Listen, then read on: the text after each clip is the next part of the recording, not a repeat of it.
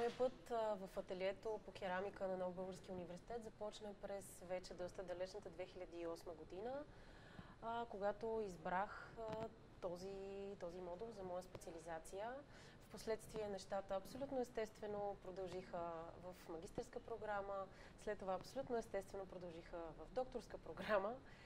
И така вече от, мисля, че 6 години, 6 години аз съм асистент по керамика, което е всъщност една страхотна работа и страхотна възможност да работи всеки ден с толкова млади, супер енергични и творчески заредени хора.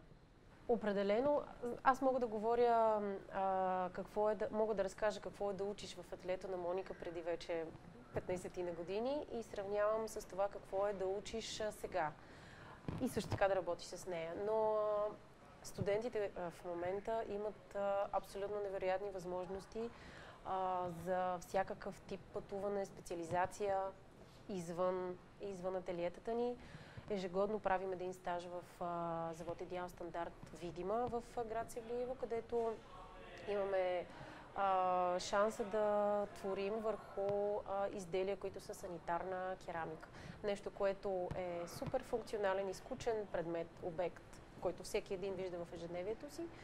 Ние успяваме да му вдъхнем нов артистичен живот, което е, мисля, че е извънредно ценно. Как продължава да се развива твоята творческа индивидуалност? Определено оценявам това, че всеки ден срещата ми с тези студенти, изобщо работата с тях, поддържа и мен жива. Защото това е изключителна среща. Всеки един ден наистина тези срещи страхотно ме зареждат и също така ми помагат да все още да изграждам себе си като творец. Защото това не е една константа, ти да си творец и това да е края и оттам нататък да създаваш. Това е едно постоянно развитие на личността на артиста, която е ежедневна работа. Така че сама за себе си мога да кажа, че изобщо да съм в това ателие, да съм част от него вече в преподавателски екип от известно време е изключително ценно.